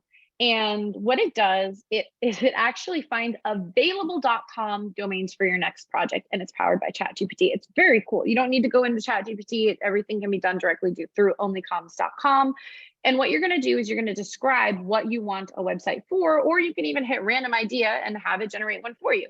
So I'm stuck on car accidents and lawyers, and I'm also stuck on landscaping companies apparently today. So I just did a landscaping company specializing in artificial turf in Northern California. So let's find the available domains. And there's going to be some that you're going to be like, wow, this is actually a pretty good domain that's available. Remember, when it comes to the world of domain flipping, the most difficult thing in the past was actually finding good marketable domains that are available. And Colton, in the meantime, why don't you tell me, or we can have somebody drop in the chat a business idea and we can look up some website ideas. Yeah, let's do it. Drop some business ideas that you want us to look up, or maybe ones that you're using for your digital real estate. And we'll go ahead and check that one live on the call. So we have these. Tiffany let's Curtis. Do it. Okay, let's do it. ATV Tour Company or Ooh, muffin top selling. Sounds like Or an ATV tour company located where? Located in not David. Tiffany, where are you at? What state? Tell us, and we'll check there. Or we'll just Utah. okay, I Southern like Utah. it. Southern The Utah best actually state. is good to be specific because there's a lot of ATV Ooh, stuff I down should have said Southern Utah, but we'll see. I said an ATV company, an ATV tour company in Utah. So let's see. Lots of good ideas in the chat though. And you can go national, you can go a little bit more targeted geographically. The cool thing, oh, these are cool. Oh man, explore Utah Utah Adventure ATV is ATV, available? Utah Adventure, Ride Utah ATV. So while these may not be super appealing to other companies, they are very appealing to rideutahterrains.com. They're actually very appealing to the companies that are operating within a certain geographical space. But let's do this. Let's just go into And that's the key onlycom.com. of the digital real estate course in general. Remember that it's all about finding the right, not even just the right niche, but the right location, because then you can dump funds into owning that location and then everyone can have their own spot. It's not about being the number one in the country. It's about being a number one in a specific spot, being localized. Right. And the thing is that an ATV, just an arbitrary ATV company, is not going to be as successful as one that is in a certain space, because if you're looking for an ATV adventure, you're going to look it up in a certain space. Let's look up one more and see if we can find, oh, car window tinting. Okay, let's do that. So car window tinting. Let's make it more specific. And the more specific you do it, let's do luxury car window tinting in California. Ooh, let's do Beverly Hills. I feel like that would be, let's see what it does. And sometimes you get a little bit too granular, you want to draw it back. Sometimes you're not granular enough, but let's check some of the domain availability here. And then we'll go on to one preloaded one that I did in the world of landscaping, because for some reason I'm stuck there. So it's wrapping up. Oh, luxtintla.com. That's pretty good. Oh my God, Beverly Hills Tint. Someone buy that.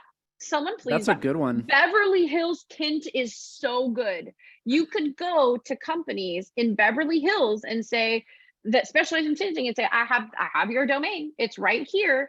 And here's a cool aspect of what you can do. So once that happens and it says it's available, it gives you, I think this is how they earn their commission as a website. You have the ability to go right to Namecheap and buy it right there and then there. And look at how cheap it is. With this coupon code, it's only $5.98. BeverlyHillsTint.com, $5.98 with coupon code new come without an E, 598. And here's what's going to happen when you actually go to buy a URL. Both Namecheap, both GoDaddy, pretty much anywhere that you want to buy a domain on, are going to try and upsell you a whole bunch of things that you don't need. If you are just doing domain flipping, all you need to do is just have ownership of that URL, which, as you can see here, is $5.98 on Namecheap. Now, what you can also do is go to, I really like GoDaddy for this reason specifically. I think it's actually a little bit more expensive than Namecheap. So buy on Namecheap, but you can do some research-oriented tasks on GoDaddy. So we can go to BeverlyHillsTint.com and we can search it. Oh, you got Bever. Oh, yeah, that's not what we want. Beaver, which, Bever. I mean, if we're going to do it for beavers, they Beaver might need Hills. cars. BeverlyHillsTint.com. Oh, it's cheaper. $3.99. $3.99 for the first year. Ah, they must be watching. There must be an AI on behalf of GoDaddy that has infiltrated this presentation. So it says right here if it's a good or a bad URL, and it'll give you reasons. But if you want to take it to kind of the next level, is you can go to, just in Google, look up domain valuation. And I love the GoDaddy tool. And you can go here and you can see what BeverlyHillsTint.com, you could see what the value of that website is. And of course, this is just like if you, okay, well, this is less than $100. So, but you can look here. It's not 100% accurate, but you can look here for comparable domains sold. So Beverly Hills Glass was sold. That's pretty close. Yeah, That's I feel like close. Tint's better. Tint is better. So what I think it's doing is it's comparing it to things that are not as comparable, like St. Louis Tint.com is $200, but St. Louis is not as an esteemed location as Beverly Hills, and you could charge way more for your business doing tinting in Beverly Hills. So BeverlyHillsTint.com, this is very comparable, sold for $3,000. Now, again, this is just if you put it out on the market, there's a very, very high probability that a company operating within Beverly Hills that does tinting is going to pay you way more than what GoDaddy thinks There that it's is. worth. There's Yes. currently a company that owns Beverly Hills Tinting, and they have it redirect to a different website. So they probably did the exact same thing. They just didn't buy tint, which is, if not better. So, I mean, it's, if you go there, if you type in Beverly Hills Tinting, it takes you to one that's BHW Tink. And it's not a very well done website, which is a good indicator that they probably don't know too much about what they're doing. They're just collecting leads. So you could definitely go right to them and say, hey, I own this other domain. Do you want it? Yeah. It's a good way to get in the door. So when it comes to onlycoms.com and going through the steps of this strategy, what you're really doing is trying to create, instead of just finding a good domain that has mass appeal that you want to put on an auction and quick flip, this process is much more appropriate if you want to go the other route, which is kind of the long-term game, but the one with a higher payout, which you are going to actually find a URL that is super valuable to a number of different companies in a certain niche in a certain location. And then what you do is you kind of get your foot through the door by saying, I have got the perfect website for you, only $1,000. But I also can offer lead generation services for you. If their website sucks, you can create a better website for them. You can get on a monthly retainer to generate leads. And I think you can help the business tremendously, starting with getting your foot through the door with that proper domain. Now, if you wanted to go a different route and wanted to do the flipping, the quick flips, you want to take a URL that has mass appeal and you want to sell it immediately, and you're not really interested in the long-term game, there's a really cool website called justdrop.com. Now, this is what a bunch of different, I think this is actually a specific group, and not a lot of people know about this website, that actually just do quick flips. So what they do is they have some sort of an algorithm or something which allows them to get notifications when domain names expire. So this is cool because if a domain name has expired, it means that it is valuable enough. So whereas the other approach, you're creating brand new domain names, they don't really have a high value attached to them, probably right off the bat because of the fact that nobody's bought them before. So there's not a value that the algorithms from GoDaddy, when it comes to valuations, can attach to them. But these typically have been purchased before. So if you look at these, there was two really good ones when I was looking at this earlier today. One of them is this, wrinkletherapy.com. So with this, they're a third party. This is a trustworthy site. I have bought websites from them before that I have flipped. You can actually go to buy me, and there's instructions on how to buy this for $99 through PayPal. But wrinkletherapy.com is one of those that's insane, right? Any type of wrinkle-based, anti-aging based company would absolutely love that name. So let's go back to the domain appraisals and go to Wrinkle Therapy. And well, if you spell it wrong, it's not going to be worth much. And see what GoDaddy thinks it is. So this is the estimated value. And because this has mass appeal, because it's not niche and SEO keyword based, you could actually take this and take it to the market and do an auction for it, which I'll show you real quick how to do that. So the estimated value here is $17.84. Well, you can buy it for $99. That's all you have to lose, really, if for some reason you can't sell it. But I think this is a really strong one. I would recommend somebody buy that too. Yes. You could take a look at the different comparable websites. Somebody bought the previous one. They just put in the chat. It's gone. Jamie bought one. Good. I don't know if it was Beverly. One. Let's see. If it did, then if Jamie did, then the value has gone up. Let's take a look at it. Is Beverly Hills Tent still available? I don't know. This could be the start of something, but it is not. Somebody got it. That's awesome. Congratulations to the person who did that, because I think now you have a really, really good, solid plan of where to take your digital real estate. So imagine if you were able to go to somebody who does offer this, and then also tell them, hey, I could do your SEO for you. I could get this BeverlyHillsTint.com to rank really well, because with Zach's trainings, he'll teach you how you can leverage URLs, obviously, to rank SEO or in an organic manner super high, but you already have an edge over 95%. With your URL, you have an edge over 95% of companies offering tinting in Beverly Hills because you have the keywords in the URL. So Yep. Google is, and that's what people look for. If you were looking for car tinting in Beverly Hills, what would you do?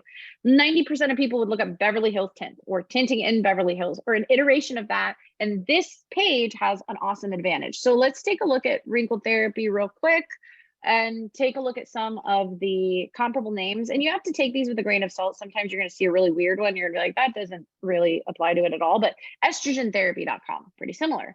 Hydrationtherapy.com. Wait, stress therapy? What was stress? Stress therapy, Yeah, 1266. that's a good one. And then you have other, you can look at other comparable. I mean, Miracle Therapy sucks and it sold for $688. Dye Therapy, that's weird. It sold for, or Diet Therapy. Different Diet kind. Therapy. Diet Therapy, but that has 2 T's, so that's awful. Sold for over $2,000, right? So these are ones where you can, if you go the just dropped route, again, just to differentiate, if you go the just dropped route, you're looking at previously sold URLs that probably have a higher value, and they're pretty good with what they put on here. GoDaddy value, they're pretty honest with it, but I always like to double check because I'm a skeptical marketer. And this is for probably taking to auction. You can take it to a business and try to get more, but I think you do a really good quick flip with it because this is what its fair market value is right now, as per GoDaddy, as per actual tangible data and actual domains that have been sold in the past. Whereas this approach only comes, you're kind of getting into the niche or Golden Hills landscaping. My gosh, if there's a Golden Hills somewhere, a city named Golden Hills that has enough of a population, that could be super cool.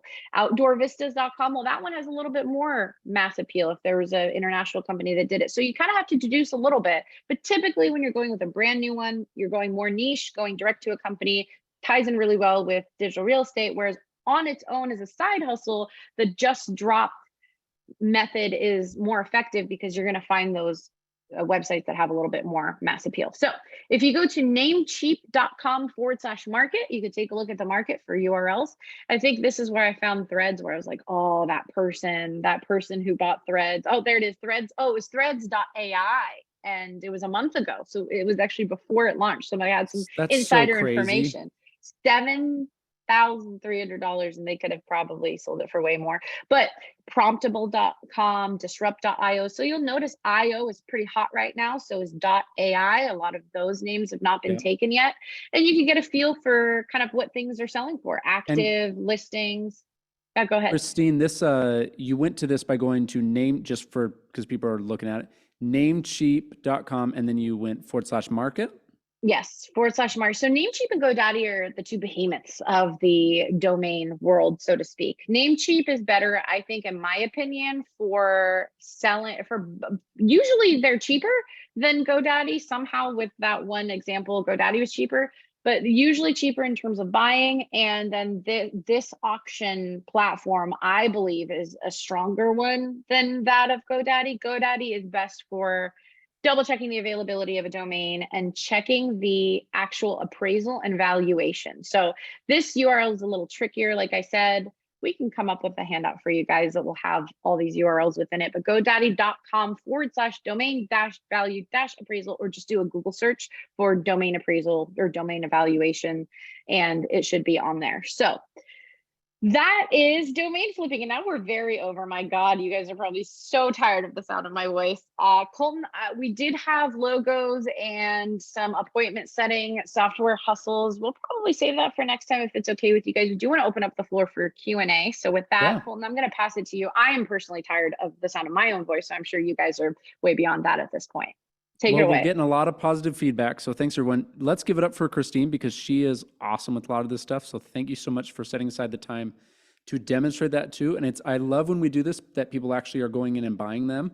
So Jamie and I think somebody else bought one as well.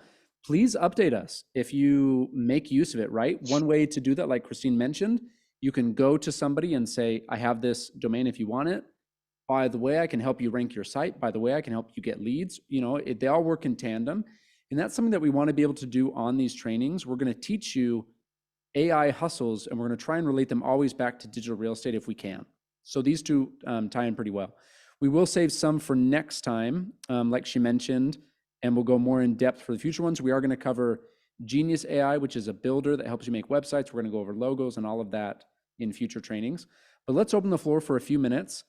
If people want to drop their questions in the chat, or if anyone wants to join us live, just do the raise your hand feature, and we can spend a few minutes to try and answer some of the questions based on the training that we've covered today.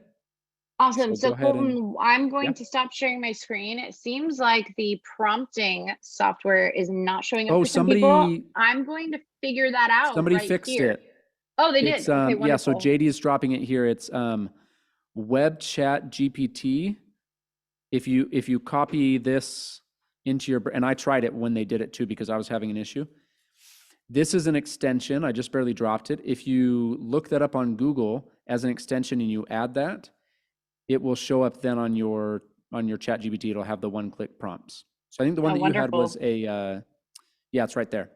If you add that one, then it will add it to your chat Oh, GPT yes, account. I do have this one. I don't know why it was taking me too long. JD, way to save the day. Do you want to start in our next AI training and teach a few things? Because apparently you're better than me at this. I led everybody down the wrong path. So my apologies for that. Yours But is yes, good it does though. look like this is the one right The one that here. you sent was you can highlight text and update it based on that. So it's a different one too. I must have this is what happens when, so here's a fun fact about ChatGPT. You can take your $20 membership and actually consolidate it, or actually get the most out of it by sharing it with all of your family and friends. The one caveat to that is that they might install some add-ons to your ChatGPT that you feel that you are under the impression of came with ChatGPT. And that's not good if you're doing an AI training and you're teaching people the wrong thing. But I did drop the URL of the proper one. Thank you, JD, for saving the day with that. And let's open the floor to do some questions. Q&A. Yeah, bring some Anyone, people on, Colton. Put us on the spot. Yeah, so if you guys want to, you can do the digital raise your hand and you can join us live, or if you want to drop in the chat a question, you can do that. And we'll spend just a couple minutes answering a few questions because we're already over time. But if anyone wants to ask something related to what we've spoken about today, we'd love to try and answer some questions. So go ahead. And, Christopher's asking about voice chat plugins. If you know anything on that one, Christine. Yes, That let's actually go ahead. Voice chat plugins. Why don't we put it to the test? Let's go ahead and go into a new chat here. Let's go to ChatGPT plugins, go down here, go to the plugin store and look up voice. Ooh, let's just look up voice. Okay, so convert text into natural sounding speech. You're not sharing your screen. Just so oh, wow. I think I had too much Red Bull. I think I'm at the point where it's like the diminishing returns is what I was trying to say. Okay, so what I did was I just popped into ChatGPT, hit new chat, clicked plugins right here, went down to this drop down, went to the plugin store and looked up voice. And I'm not sure exactly what you mean about voice there. So there's this one, voiceover, convert text into natural sounding speech. Another really good resource here, if you guys can still see my screen, is futurepedia.io. And what exactly was the question, Colton? They were just asking about voice. Now they said again, voice prompting. So Christopher Stockwell, if you are here, you can also raise your hand and join us live, or if you want to clarify what type of voice software you're looking for, we can try and search. But like she's mentioning, yes, Futurepedia is a great resource. You can type in kind of just searching for AI-based systems, and it will give you a huge list of them. Another one that's really tight, if you're looking for just way of using AI to help with voice generation, there's one that's called 11 Labs, which maybe we can add to one of our future trainings, where you can train 11 labs to imitate a voice of somebody based on you uploading content. And then you can type out a response and then it will read it as if it was that voice with like a 98% accuracy. I sent some of these to Christine a few months ago and she didn't know which ones were real and which ones weren't. In Chris Crone's voice, by the way. He praised me in Chris Crone's voice, making it seem like I had dropped the ball on something. I was like, 100%, I didn't do that. What is he talking about? It? And it sent me in a spiral, but he was very kind to only let me spiral for about 35 seconds until he told me that it was actually AI Chris. But it was so amazingly accurate sounding that somebody who works with Chris Crone's voice every single day and has done so for the last 4 years was fooled by it. Yeah, that's one that we should add is how to create blogs and basically podcasts for somebody else. We'll add it to our list to go over. We can show you the process of what we've done. We do have a few people with their hands, sorry, I keep on my microphone, with their hands up. So if you're okay, Christine, I'll go ahead and actually invite some of them on for a minute. Yeah, I'm gonna stop sharing my screen so we can see some lovely faces here. Okay, I've got RB Bali. We're gonna give you the chance to unmute here, and then we'll let you ask a question. And hopefully we can answer it and we don't sound dumb. Thank you, guys. So this digital real estate, I've been trying to research the niches here. Is there a way with ChatGPT that can help me use a plugin or find me a niche that is profitable in my area? Like what people are searching in my area, which services are more searched for, like pre-service, or is it the landscaping, or what else? I try to search that with Google Trends and all that, but can we use ChatGPT for something like that? That's yes, a great, absolutely. Yeah. Well, why don't we try? Let's come up with your answer right here, right now. So ChatGPT does connect to the internet. Usually it's a beta version of ChatGPT, which you could usually see right here. For some reason that's down right now. And I did do a quick Christine? Every time.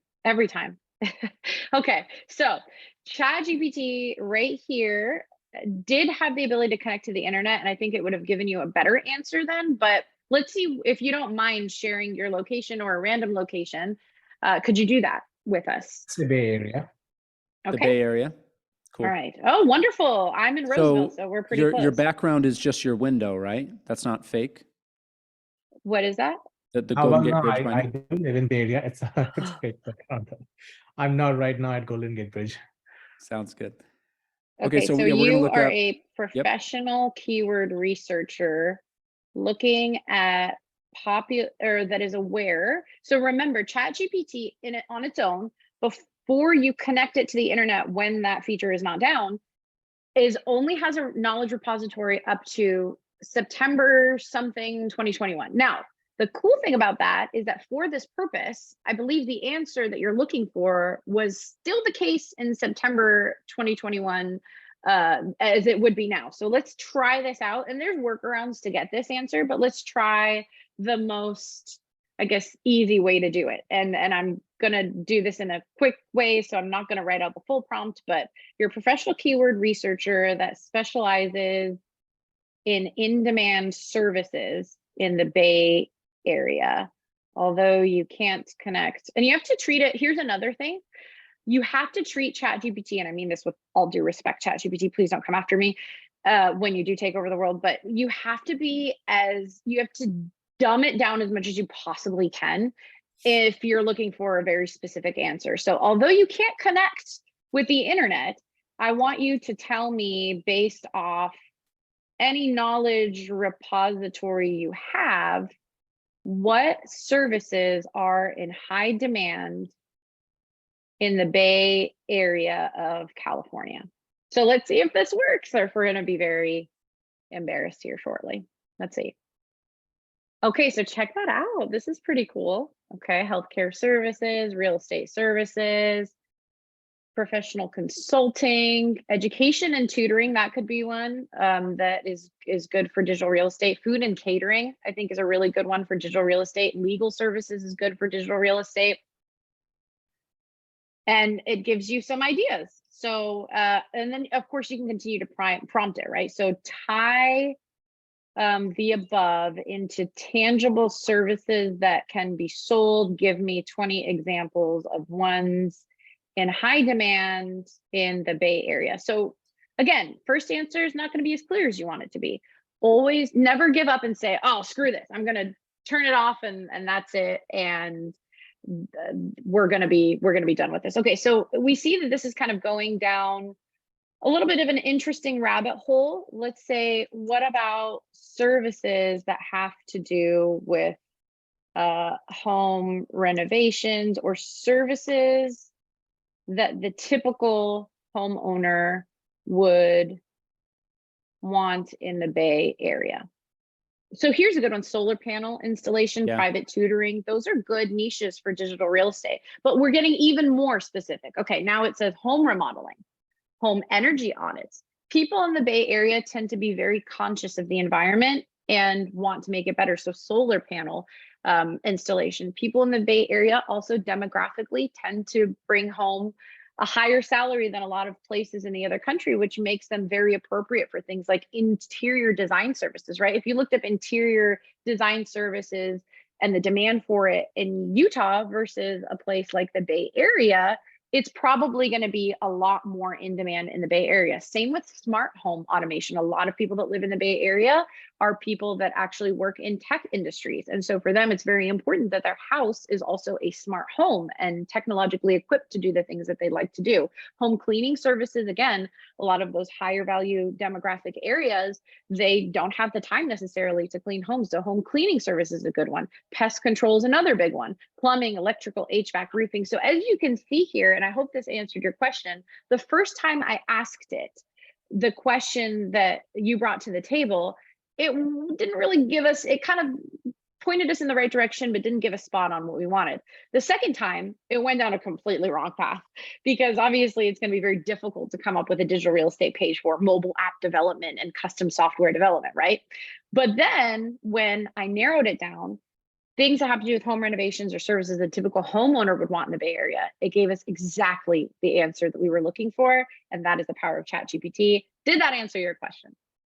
It did, absolutely. Thank you so much. I want to Perfect. actually talk just briefly on that, because Christine, you started mentioning things like, oh, people in the Bay Area need this, or people in the Bay Area are energy conscious, whatever, right?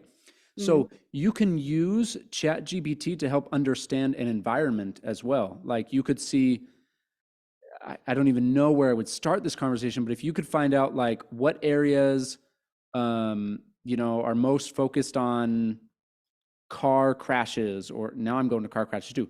You could Oh, find some God. sort of thing. You could ask RB questions about the area that you live, not to find the service yet, but just to learn about common demographics. Like energy efficient is a really big one, because that is, California is very much a state that is aware of those things. And if you could find a bunch of elements of Californians that are general, then you can start to find a niche based on that. And ChatGPT will help you with that stuff. So what I'm trying to say is thinking outside the box to find what is something that is a problem that I can provide a solution for, and then you kind of invent this new thing.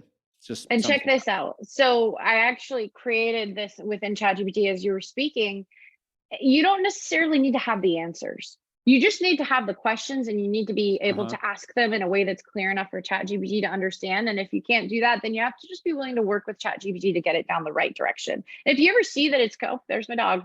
If you ever see that it is going down the wrong path, then you can always just get it to stop and say, no, you're doing this. I want you to do this. Treat it like your intern, be Yep. respectful, again, because if the robots take over, they'll come after you, but treat it like your intern. Like, oh, no, this is not your intern that has no feelings. It's not going to get offended if you say this is crap, right? So always be willing to work with ChatGPT and go back and forth to get the answers that you need. So here's what, this is kind of cool. Tell me the most popular services that homeowners in the Bay Area pay for and compare it to homeowners in Utah and point out the differences. So again, in Bay Area, because there's high property values, people want to invest in renovation services. Also, something unique to the Bay Area, earthquake retrofitting. Yep. Given seismic activity in California that Utah necessarily doesn't have, it makes this a service that is in high demand in the Bay Area specifically, where there's been very catastrophic consequences of things like earthquakes, to something like Utah, where in Utah you have snow removal services, right? So cool that this actually did the snow removal services. Definitely not a problem in the Bay Area, but something that is pretty big in Utah. And then it gives you this. So if you're looking for things in your neck of the woods that are very high value niches, climate related services, tech related services, disaster preparedness, a lot different depending on where you live. I do want to chime into that too. When you, for RB and also in general, when you're looking for a niche or something to create a website for, think of the type of people who have businesses, but probably are not good in the tech space, right? I'm going to say plumbers. Now there's got to be a bunch of plumbing websites, but these are people who don't know how to use the technology to get leads. So if you combine this thing of what is a good niche, and also what types of people might be accidental business owners or just aren't good in the tech space in general, and if you come in as a tech expert, then you're able to help a lot with that. So just something to think about. We are over. I do want to ask, and RB, thank you so much for your question. I see that Othman's iPhone is here. Let's just see if we can answer your question in a minute. If we can, we'll do it here. If not, we'll prepare to do a deeper dive next time, and then we'll go ahead and wrap up after that. So Yeah, we can maybe rapid fire some questions too. Sorry, we took a lot of time on Yeah. that question. Let's do like 3 more raise hand questions. Let's rapid fire 5 questions and then call it. Hopefully we're not taking up too many people's times. Again, there will be a replay of this, so if you need to hop off, Yes, please it's do. all added to the vault. Mhm. But let's go through them quick so that more than one person has the ability to do Q&A because I rambled on. Yeah, so Othman, we'll go ahead and give you the chance to unmute, and then we'll also do a quick rapid fire on some others.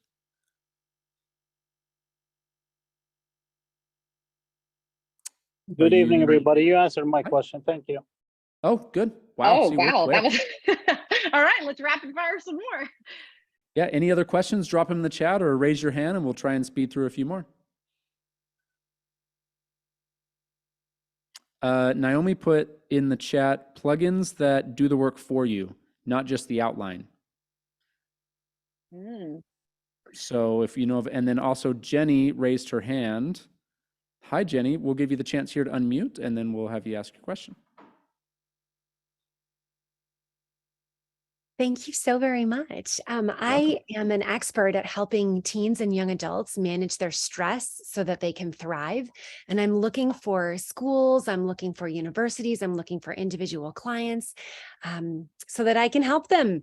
And I would love to consider how this can help me get more clients, lead generations for my own business. Okay. So a way to use AI to help find people who maybe need help managing stress, et cetera, who are teens.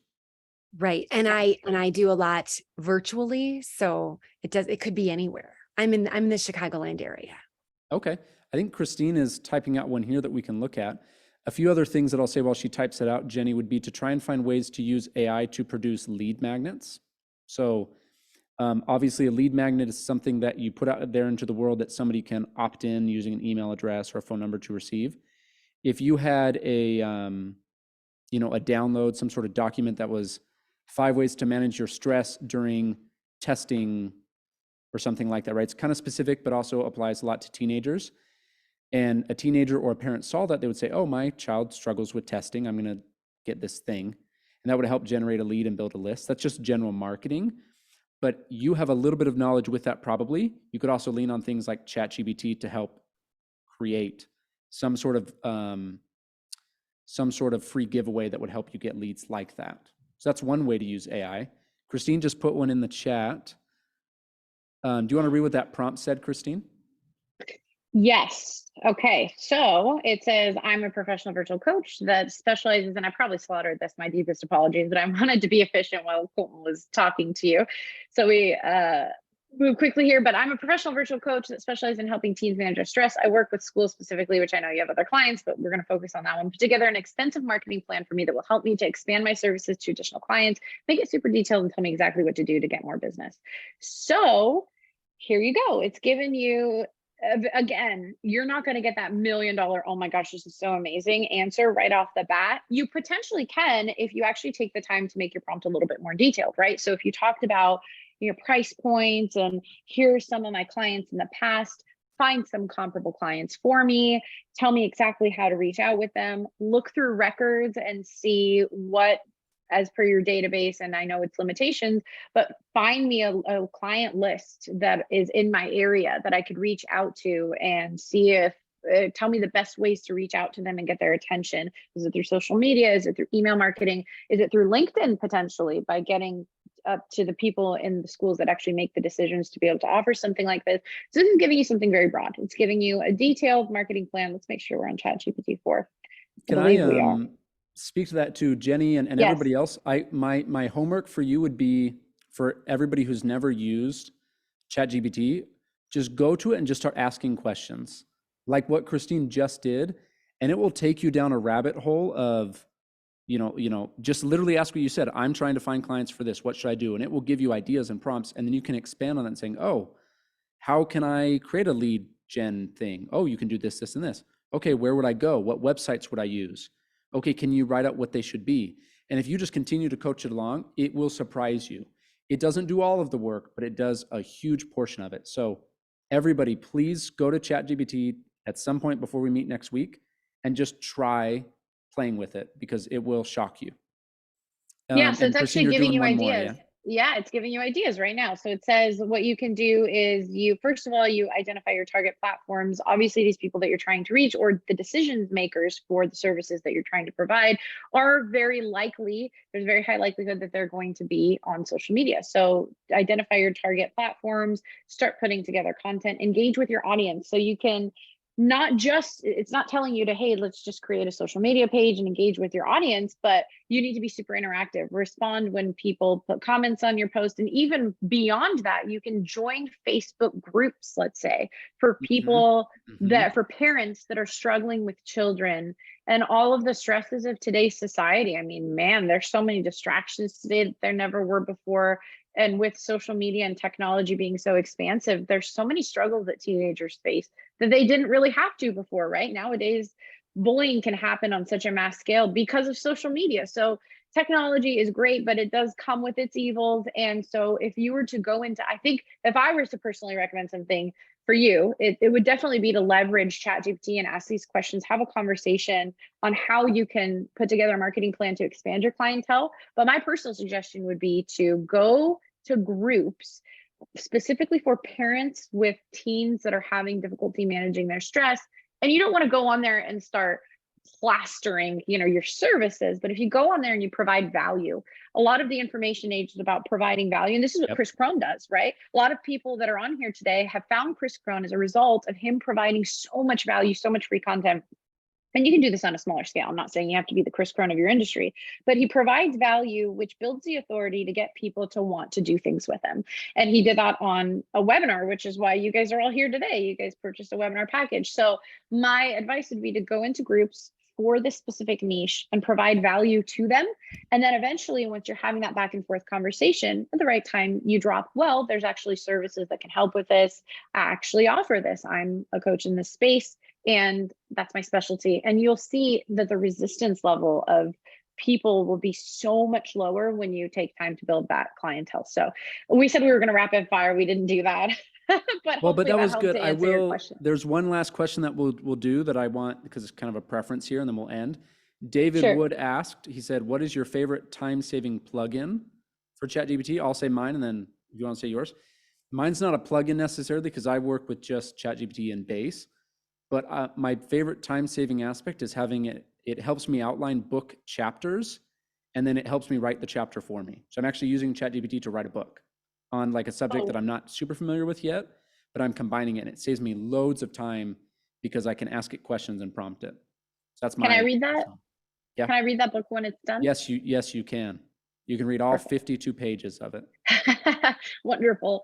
Okay, cool. My favorite time saving, let's see if I could actually, since I've got my plugins here, I've got ChatGPT pulled up. And while I do that, I see on GoDaddy you buy domains for a certain amount of time. Do you buy it for the shortest amount of time and get it sold? So typically for GoDaddy, you buy domains for a year. That should give you plenty of time, and it's like $6 a year. Make sure you say no to all the upsells. You don't need that stuff. You don't need an SSL certificate. You don't need an email inbox. You don't need anything but the domain. The owner will. No to all the upsells. If you're going to have a website, the owner will need SSL and all that stuff, but you just want to own the address. You don't need the house yet. You just need the physical address that someone wants, because that's what it's like a wholesaler for real estate. Isn't that a subject that is close to home for you right now? Wholesaling, right, Colton? Yep. Yeah. So the wholesaler is not going to go and put a whole bunch of money into the house or do anything to the house, really. They just want to pass it on. So you're domain flipping. You don't need anything but just the $6 1-year ownership of that domain. And the, I guess, goal time frame that you have is to do something with it in a year, whether you're doing the short-term game where you're just going to flip it because it's a domain that is worth a good amount and you're taking it to auction, or whether you're just going to take it and shop it around to different businesses and try to tie in your digital real estate services as well. Okay. Thank you, everybody, for joining us today. Just a reminder that we do have our next training coming up next week on the 20th, and then our last one will be on the 3rd of August. There's a week break in there. We are going to dive into a bunch more hustles next time, talking about Genius AI to build websites. We're going to talk about how to create blogs for people, how to create audiobooks, how to do all these other things, how to write books, how to do podcasts without needing to spend time. A bunch of fun hustles that are coming your way. So join us next week. It's going to be mostly hustle and Q&A based. and we will be excited to see you there. Christine, any last thoughts before we sign off? No, again, I'm so tired of the sound of my own voice. Awesome. But hopefully that was helpful for you guys, and we look forward to next week where we get to connect with you guys again. And if you have any questions for us, we're both in the digital real estate group on Facebook, so feel free to look up Christine or Colton. I think we're the only Christine and Colton, and ask us any follow-up questions or bring them to the table next time. We promise we will talk less next time and open up way more time for live Q&A. Awesome. Okay, thanks everyone. This will be added to your Mentor Vault within 1 to 2 business days. So if it's not there Friday, it'll be there Monday. And you can also see the previous ones. Yes, every single time they will be added. So if you have to miss it, that's okay. You'll be able to get it in your Mentor Vault. So Oh, one real quick thing, because someone was asking, and this is pretty cool, but I will show you guys my personal favorite plugin. oh yeah, I dwell on like flights, and for me, the Expedia plugin on ChatGPT, which actually integrates directly with ChatGPT, has been really cool. I look for flights. So the flight to Sacramento to Vegas, I absolutely love Spirit Vegas. Airlines. Here we go, Spirit Airlines. And then here's what we said: do not choose Spirit Airlines ever because they suck. Give me only options with different airlines. And yes, they made me miss the Beatles show the last time I used Spirit Airlines. So don't use Spirit Airlines, but you can guide it. And then I said, don't use Spirit Airlines because they suck. And the cool thing is, at the end of this, by the way, they give you the options of flights that you could actually click here and book. And so it said right here, I'm sorry for the confusion. I understand that you don't want options from Spirit Airlines. And now it's telling you there's only Spirit Airlines flight, which is not true because there is Southwest flights. But typically, aside from this instance, Expedia is really great when it comes to booking flights or finding flights for you, and at the best prices too. You can say, I want the cheapest price, I want nonstop flights, all that. Christine, real quick for Michael, will you go down to near your Christine at Yahoo? That's where you get to the settings where you can toggle plugins or not, right? The 3 buttons down there? Plugins are actually right up here. So let me go No, but ahead I think and you have to select it first down there on your settings, the 3 dots right there, and then go to settings. So settings and then beta features. So and Michael, if plugins. you're watching, the 3 dots down at the bottom by your name, and then beta features, you have to make sure that's selected, and then you can see it at the top. So that should probably fix the issue that you're seeing. That was a very good point that I probably should have mentioned a while back, but that's how you do okay. it. And then, yeah, usually under beta features, you also have the ability to connect to the internet. You don't have that anymore for right now, but then it also has this new one, which is a ChatGPT that knows how to write and execute Python code. So also a cool option. Okay, we're going to end. Thanks, everybody. We will see you next week. Thanks, guys. Bye.